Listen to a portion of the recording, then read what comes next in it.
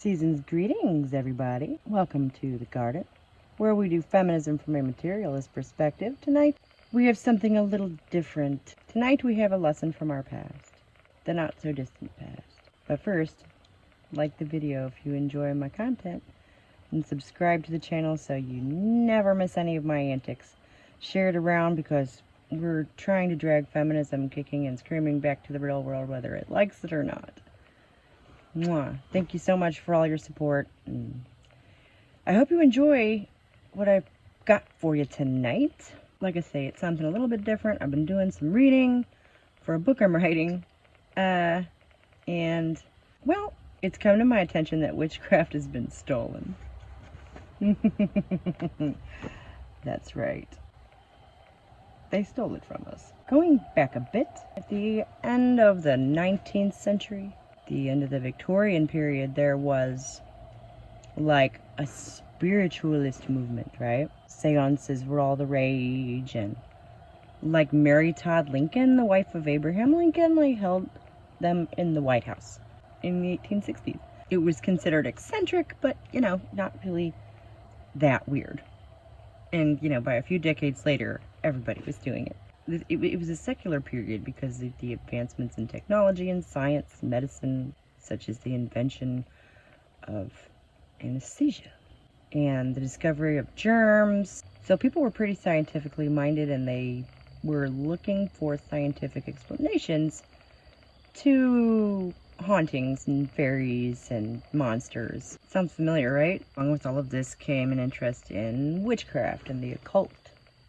Ooh. Aleister Crowley was running around then. In 1899, a folklorist named Charles Leland published a book called Acadia, the Gospel of the Witches. Of course, I had to find out what the hell that was. A lot of it looks very familiar, actually.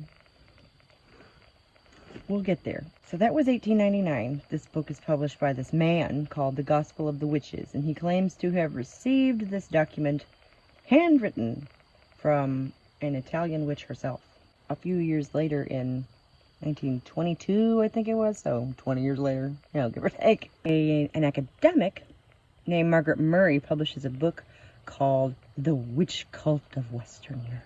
Intriguing, no? Unfortunately for everybody, you know, like I say, Margaret Murray was an academic. Her findings were actually published under the witch heading in the Encyclopedia Britannica for decades. Her ideas actually had a pretty large impact on the public conception of what a witch is or was. Which, you know, to take the broad definition, if anything outside of Christianity is devil worship, and a witch is someone who worships the devil, then anyone who isn't a Christian is a witch. Ipso facto. Easy. That's a lot of people, though, right? And, you know, the burning times are still sort of a touchy subject in certain circles. So anyway, this woman, Margaret Murray, had gone back and read a ton of the accounts from the witch trials in the Middle Ages, in the 15th and 16th centuries. And she republished a lot of these court documents in their original languages, French, German, and of course English. She took these stories that these women told under extreme duress and torture and threat of death. Literally. They're just performing their ancient forest religion, right? And the church thought it was devil worship, so they burned them all. You know, she thought that they were giving literal descriptions. And the thing that really stuck out to me at first was that somehow this god of theirs managed to be at every meeting. Talking with him was an important part of a lot of their rituals. That's impossible, isn't it? That's impossible. No one can be at every meeting everywhere.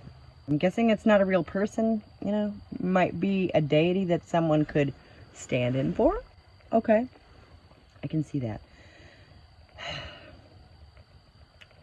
But some of the descriptions of some of these bacchanals that these women gave, of course, reflected cultural concepts at the time of what a witch's Sabbath would look like. They told the story that they were expected to tell. It's shocking that this woman took these stories literally, and it's equally shocking that other people took her work on the subject seriously for decades, alright? I mean, when she fell out of fashion,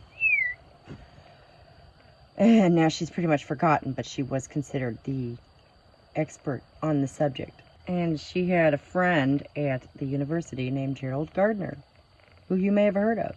Mr. Gerald Gardner was one of the few people who really took her work seriously. She published a couple of books and was influential in academic circles, and he was one of the people who helped make sure of that. He also, of course, read Acadia and just cribbed entire chapters of it for the religion that he would go on to found called Wicca. That's right. Wicca is supposed actual witchcraft that has been stolen not once, but twice. Charles Leland, the way that I heard the story, it really sounded like he just would not leave this woman alone until she gave him the book that he wanted. She was his contact in the occult world. But he wanted this book. He wanted this gospel book. He wanted this most important book. And he said that he was disappointed for a time. But after repeated questioning, eventually he was given what he asked for. And as I say, it was handwritten, so honestly, I'm not even sure if it was the genuine article. First of all, why would you write such a thing down in a book like that? I suppose if it were an oral tradition, that would explain why it was in her own handwriting. But on the other hand, it also could mean that, you know, she just kind of made some shit up and gave it to him to get him off her back. I don't know. What do you think? Comment below and let me know what you think. Acadia is the daughter of Diana and Lucifer. She's a goddess, and I'm not really big into that kind of into deities, but it also has the moon goddess and the earth god. That will probably sound familiar to many of you. It's the ritual structure. It's pretty much the same calendar, minus the two equinoxes for some reason. So Charles Leland stole it from this Italian woman, and then Gerald Gardner plagiarized it and called it his own thing. It's just ubiquitous now, isn't it? You can't hardly find anything about witchcraft that isn't actually Wicca, or sort of smeared with Wiccan ideas. I was actually raised by witches, you know. It never gets old saying that. It's true, though. My dad converted when I was in the 2nd grade and was a high priest in the pagan organization for, gosh, 20 years, I guess. My dad is a Wiccan and my mother is an atheist, so I ended up somewhere in the middle. My own personal beliefs are really beside the point. Anyone's beliefs are really beside the point. Because what I'm trying to say here is witchcraft was stolen from us 100 years ago, repackaged, and sold back to us as an ancient religion by some dude. Something was stolen from us, repackaged, and sold back to us by some dude. I wonder if that's ever happened before. Actually, that's the thought that has been haunting me. Ooh. How many times has this happened before? Where some man literally went in and stopped some women from doing a thing and, remade it in his own image and then sold it back to us. There's always midwifery, dressmaking, practical skills. I hear women used to be the main cooks of the household too, but who the hell wants to spend time cooking something when you can just go and get something? Our lives are so efficient now. We save so much time on the work we're not doing. We have more time to work. Wait. That can't be right. Sorry, I have to take the hat off. Whee! And now it's on the ground because it's a bitch. My witch hat is a bitch, but would you expect anything less? The witch is a uniquely female symbol, and thusly it is a uniquely powerful female symbol. Oh, there can be male witches. No. No. I have a lot of reasons for that. I have a lot of opinions on that. If you have a male magic user, he's a wizard. Like, no one ever calls Gandalf a witch, do they? No. It's the same damn thing, but it's a dude. It's a different word, it's a different thing, sort of. And considering how long it's been used as a female epithet, fuck them. If they think they can have it, they can't have it. They can't have that one any more than they can have any of the rest of them. So, Gerald Gardner thought that he was basing his book on an actual witch's gospel and an actual ancient organized pagan religion that was essentially wiped out during the witch trials in the Middle Ages. I heard a couple of people say that this idea has been discredited. I never saw anyone say specifically why that was, aside from the fact that this Murray woman took the testimonials from the witch trials literally. I think maybe there was something a little wrong with Ms. Murray because I think we all understand and appreciate that those testimonials were given under extreme duress. Like I said, one of the reasons that torture is outlawed, aside from it being cruel and horrible, people will say anything to make it stop. Don't get reliable information that way anyway. And I'm pretty sure that even back then, you know, they talk about after the Salem witch trial, it was very late. 1692 or whatever, that was very late. The whole period of the burning times, 1692, was very late. And after, like, the fever broke, it seems that everybody was pretty embarrassed about the whole thing. You'll notice that you don't hear about anything after that. It sort of disappears into the mists of time. Well, that's why, because culturally it was becoming sort of antiquated, and it made them look like rubes, and made them look like ignorant hicks to have murdered all those people. Maybe they were. It's possible. But originally, I think the witch as an archetype came from the idea of women as being closer to nature, sort of a pre-Christian idea, which I suppose can be either, you know, spun in either direction, can't it? You see traces of it even to this day. But so then when society wants to clamp down on humanity's animal nature, who do they turn to? Who do they blame for enacting mankind's base desires? Who triggers that? Who gets blamed for that? Every time. Through the different eras. Your stereotypical witch has always been given some feminine form. Essentially, a witch is an independent woman. She speaks curses and whatever. And so Wicca was created by a man. I guess a lot of us probably know that. But where did he get these ideas from? Well, golly, he stole them from a bunch of women. One, for sure. Maddalena was her name. Charles Leland published this Italian witch gospel, which Gerald Gardner then turned into Wicca and sold as this ancient pagan religion that he believed had existed. He thought they were a holdout, like Nessie being a dinosaur. And that's what we have being passed off as witchcraft today, is this shit that was stolen by these men. This stuff that we have no way of knowing if it's real. At the very least, we can be pretty sure that there wasn't a widespread fucking pagan cult in medieval Europe. Yeah, those people were not telling the truth. They did not have sexual congress with the devil in the woods. No. Academics, huh? Just goes to show that just because somebody works at a university does not mean you shouldn't question what they say. So, you know, they want to say that men can be witches. They want to co-opt the word, the symbolism, the history. They stole the traditions and the rites and have passed them off as their own. It's a whole fucking cottage industry now. Like, I know Wicca, right? It always felt off to me. I don't know. These days I'm lucky I can plan a holiday.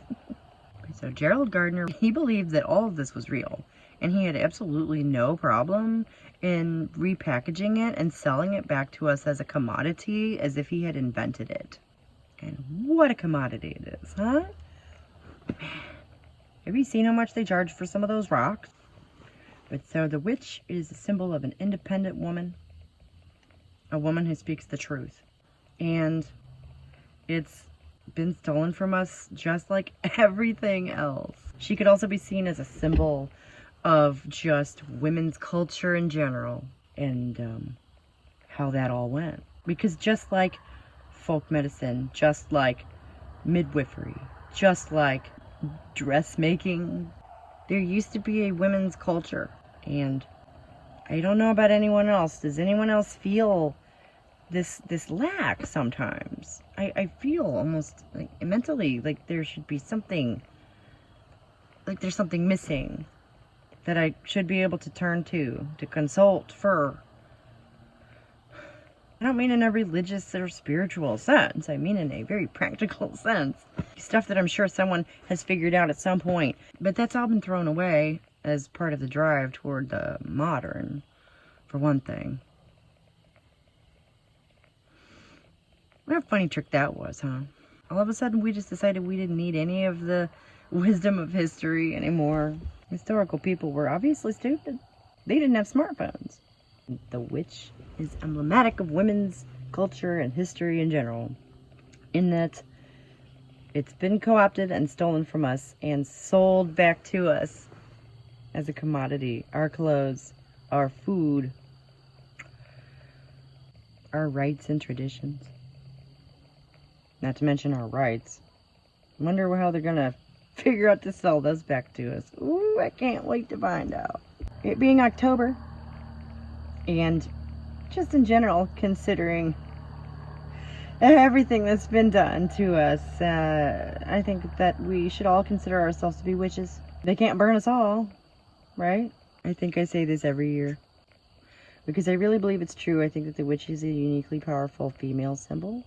I think that it's one that men can never truly inhabit. They have their own, along similar lines, but the witch is ours. She has aspects to her that uniquely reflect the female experience, which does exist. Living in a female body affects your outlook in certain ways, doesn't it? We need to own that, because if we all speak the truth, then they won't have a choice but to hear us. So that's been our little journey into the past for a lesson from history. It's one of many ways where women have been violently stopped from doing a thing long enough to forget that we ever did it, and then had it sold back to us in male-approved format.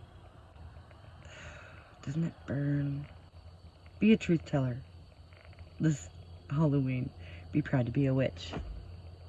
I've been Rad Mom, sitting out here in the garden on this spooky October night, doing feminism from a materialist perspective with you. Thank you so much for spending a little time with me, and I will see you next time. Bye.